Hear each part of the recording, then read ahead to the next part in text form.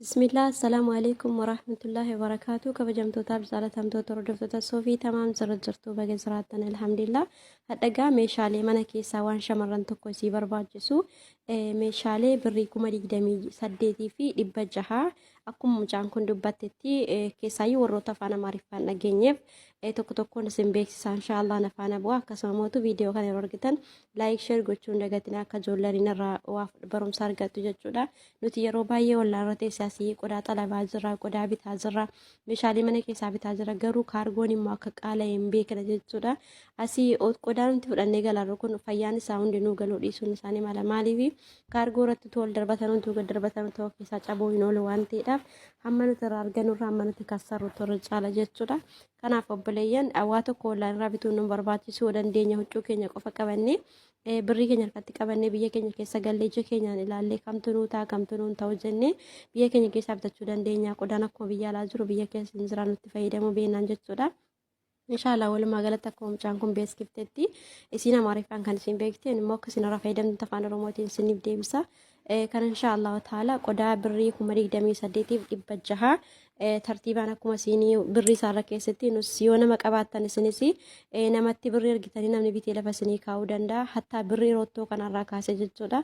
Roottoon kun asittuu birrii yookiin diraama 250 akkasii.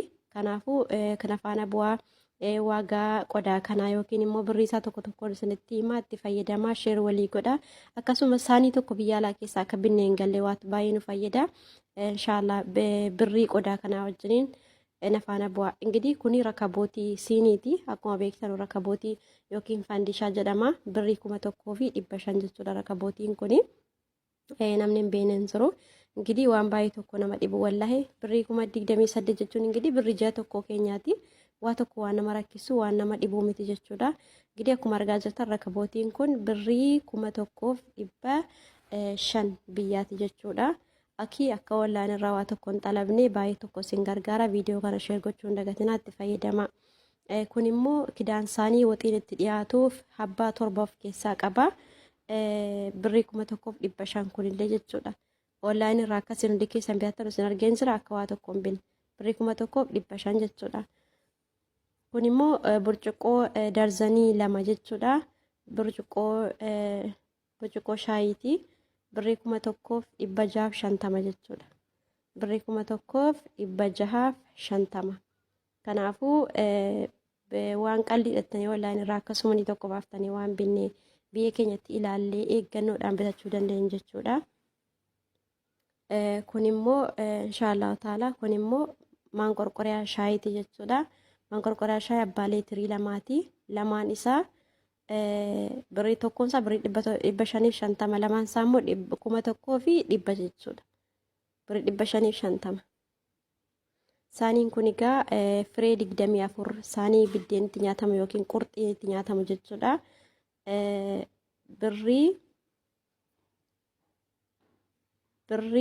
1,260. Kun immoo kan akaayiin itti dhiyaatu jechuudha. Saanii akaayiin itti dhiyaatu birrii 950. Kunis firee 24 jechuudha. Waan baay'ee tokko isin fayyadu. Kun immoo siinii bunaati jechuudha. Ingidihi kun siinii bunaati darzanii 2 firee 24 jechuudha. Birrii 700. Baay'ee tokko isin fayyada. Sheer walii godhaa obboleewwan.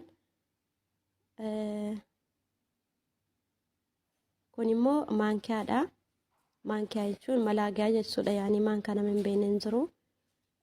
Darzanii 2 birrii 220. Maankaa kaashuukaanis akkasuma kun immoo shuukaadha. Kunis birrii 220. Kun immoo maankaa waxiin ittiin ammaaramu jechuudha. Carfaa jechuudha. Birrii 260. Habbaa 4. Birrii 260. Kun immoo jookii bishaaniiti birrii 300. Yeroo kamiinuu kan itti waan namaatti dhiyeessuudha ta'u jechuudha. Jookiidha birrii. Kun immoo saanii kana bunatti miicuudha, bunatti haruudha, kaayii garaagaraatti haruudha, feelira namaaf mijata. Tokkoonsi birrii 60 jechuudha. Birrii 120 lamaanis. Kun immoo maktafaadha. lamaan isaa birrii 450 maktafaan እንግዲህ beektani kan shunkurtii kun immoo sarbiisiidha እንግዲህ sarbiisiin kun 3 of keessaa qaba birrii 600 jechuudha እንግዲህ saala birrii 600 jechuun birrii 60 diraama 60 jechuudha kun immoo burcuqqoo bishaaniiti burcuqqoo bishaanii darzanii lama yaanii firee 14 jechuudha birrii 180 itti fayyadama abboleewwan waan baay'ee tokko gaariidha kun immoo sibiileedha sibiilee fi maqoyaa kan birrii bunatti kaa'amu jechuudha sibiileen kun birrii 100 maqoyaan immoo birrii 20 walumaa galatti birrii 120 jechuudha kun immoo maammasaa gaggabaabduudha garuu yaa dhedhiiraaf jechuun danda'ama habbaa afurii birrii 150 habbaa shanii birrii 150 maammasaa waxii jechuudha እንግዲህ kun immoo saanii yookiin biddeenitti dhiyaatu yeroo keessumaan jiru yeroo baay'ee jechuudha tirii habbaa afurii birrii 1,000 birrii 200 1,200 argaa guddina isaas ilaalaati biyya alaa teenyee waa tokko xalabachuu hin qabnu waa onlaayinii irraa walitti guurree waa kaargoof itti baay'isuu hin qabnu kun immoo sofraadha sofraa kanan beektan yoo ta'e harkaan hojjetama asii onlaayinii irra yeroo baay'ee xalabaa jiru guddaan isaas dheeraan isaas hin jira baazawii duraan kanaan dura yeroo finfinnee hojjetu madaamiin hambira taa'u siin Itoophiyaa jechuun hojjetti kun amma birrii 1,000 fi sofraan kun jechuudha birrii 1,800 garuu kan birrii 2,200 jira guddaan isaa jechuudha kun immoo 1,800 isa guddaa bitaa jiraa jirti siin garuu na akkasii sofraan kun akkasii birrii 1,800 jechuudha baazawee namni beeka harkaan jechuun danda'a ofii beennaan isinuu kana carqii isaa bittanii laastikii gubbaa raaftanii ofii jechuu dandeessan yoo moyaa kana qabaattanii jechuudha na akkasii birrii 1,800 kun immoo maamoqiyaa bishaaniiti birrii 1,200 እንግዲህ maamoqiyaa bishaaniin beektan 1,000 birrii 200 qodaan amma dabalaa deemaaraa jedhaa jirti utuu nama qabaannee bitanii lafa kaannee waan baay'ee gaariidha inshaallah hojii kana rabbii dhigaan biyyatti ganan hojjedha du'aayinaa godhaa rabbiin biyyatti naa galchuu isiniin jedha ofii kiyyaafis kun immoo እንግዲህ madardariyaa shunkurtiiti namni beenen jira asitti beektanii yoo duraan baadiyyaatti jiraatanii mana haadha abbaa keetti waan akkanaan beene biyya arabaatti hin beektu madardariyaan kun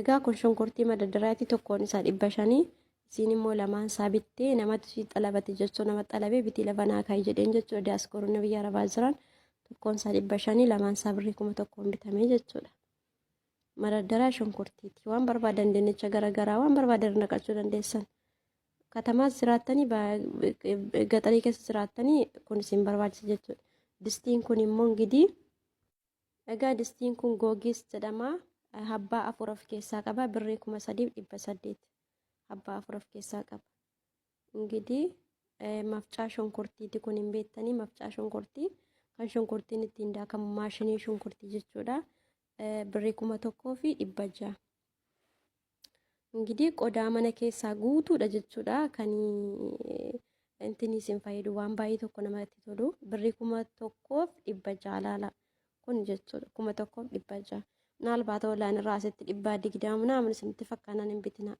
orjinaala biyya keessaa waastinnaadhaa wajjin bitachuu dandeessu biyyatti jechuudha waastinnaa wajjin yoo isin jiraata akkasuma tabalaashii achumatti geessanii akka hojjechiisuu dandeessan qodaan biyya alaatii galee yeroo baay'ee biyya keenyatti namni beekee hojjetu hin jiru hattaa silkiin biyya alaatii fuudhamee galee yeroo biyyatti haakimii argataa hin jiru maaliif meeshaan isaa biyya keetti hin hojjetamne waan ta'eedhaaf kanaaf waan nu fayyadu tokko biyyatti hojjechuun wayii jechuudha እንግዲህ shunkurtii mafcaa kuni birrii 1,600 isiniin jedheetiin jira akkuma isin beeksisaa jirtutti እና akkasii kun immoo warqaammaa burcuqqoodha yaani dahabii jechuudha burcuqqoon kun egaa haaraa dhufe tokkoon isaa yaa akkuma argitan firee jaa jechuudha jookiis qaba yeroo keessummaan dhufe yeroo hiriyoonni keessan garagaraarraa wal affeertanii naan mana keessan misaa dhufanii asii garagaraatii walii dhiyeessuudhaaf baay'ee gaariidha birrii 1,500 jedhaa jiru waan baay'ee tokko namatti tolu obboleewwan kiyyaa biyya alaa teessanii isaanii tokkoon bitinaa qodaan ijoolleen baay'een as teessee televizyiinii bittee kan fuudhee galaatu jechuudha yeroo kaargoo irraa bu'ee haga gara biyya sii ga'utti utuu makiinaa olii gadi oofu yoo bakka tokkoon jira miidhame ijoollee baay'ee jalaa hojjetamuu hin dandeenye akkasuma hidhanii lafa kaa'anii jiru jechuudha.